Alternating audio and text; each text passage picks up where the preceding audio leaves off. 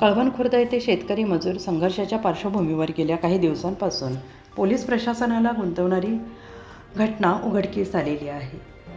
बेपत्ता शेतमजूर विठोबा पवार याचा शोध घेण्यासाठी कळवण पोलिसांनी 5 स्वतंत्र पथके तयार करून विविध ठिकाणी तपास मोहीम राबवली होती।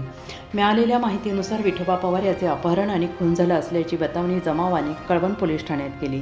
कळवण परिसरात या घटनेमुळे तणावाचं वातावरण निर्माण झालं होतं। पोलिसांनी विठोबा पवारसाठी गावागावात शोध मोहीम राबवित नातेवाईक आणि ओळखीच्या लोकांची चौकशी केली।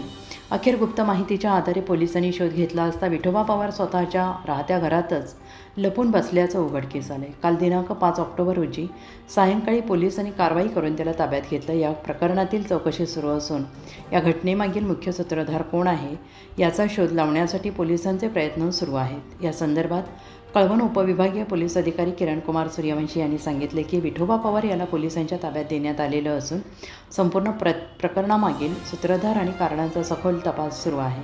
लवकरच संपूर्ण घटना उघडकीस येईल। दरम्यान या घटनेमुळे कळवण खुर्द परिसरामध्ये एकच खळबळ उडालेली आहे। गावातील नागरिक, शेतकरी, मजूर वर्गामध्ये या घटनेबाबत विविध चर्चांना उधाण आलेलं आहे। पोलीस प्रशासनाने मात्र नागरिकांना शांतता राखण्याचे आणि अफवांवर विश्वास न ठेवण्याचे आवाहन केले आहे। परवा जो विठोबा पवार हा 3 तारखेला मिसिंग झाला होता, त्या संदर्भात मिसिंग दाखल होती आणि काल त्या अनुषंगाने आपण किडनॅपिंग विथ अॅट्रॉसिटीज आपण गुन्हा दाखल केला होता पोलीस स्टेशनला। सदर इसमाबाबत आम्ही 4 ते 5 टीम लावल्या होत्या शोध घेण्यासाठी। भरपूर ठिकाणी त्याचे शोध घेतला, पॅरलली सीसीटीव्ही वगैरे चेक केले। सीसीटीव्हीवरून असं निष्पन्न झालं की तो बाहेर कुठं गेलेला नाही, कळवण खुर्दच्या, म्हणजे तो बाहेर कुठं जाताना दिसला नाही आम्हाला। त्यावरून आम्ही कळवण खुर्दमध्येच जास्तीत जास्त लक्ष देऊन जी शेती आहे मक्याची, इतर ठिकाणी लक्ष देणं वगैरे ह्या गोष्टी सुरू केल्या आणि काही विश्वसनीय माहिती मिळाली आम्हाला की तो त्याच्या घरामध्ये असण्याची दाट शक्यता आहे। त्यावरून आम्ही टीम पाठवली आणि टीमने ज्यावेळी घरझडती घेतली त्यावेळी तो घरामध्ये मिळून आला। त्याची तब्येत ठीक आहे। आता त्याच्याकडे पुढील तपास आम्ही करत आहोत आणि या घटनेमागे नक्की सूत्रधार कोण आहे आणि त्याच्यामागे कोण मास्टरमाइंड आहे याचाही आम्ही सखोल तपास करतोय आणि योग्य ती कायदेशीर कारवाई आम्ही करीत आहोत। काल जी दगडफेकीची घटना झाली त्या संदर्भात आपण गुन्हा दाखल केलाय का आणि त्यावर काही कारवाई होणार आहे?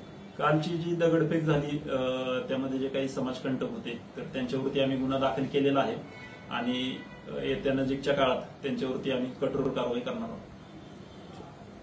उत्तर महाराष्ट्र न्यूज नेटवर्कसाठी प्रतिनिधी चेतन हिरे, कळवण।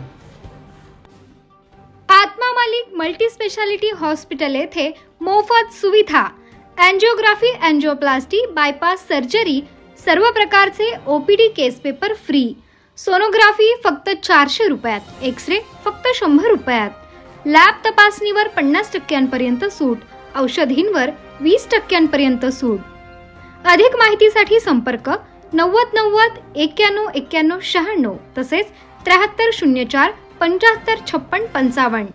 आमचा पत्ता Atma Malik multi speciality hospital, Kokamthan, Shirdi Kopargaon road, Samruddhi Mahamarg circle जवळ, कोपरगाव।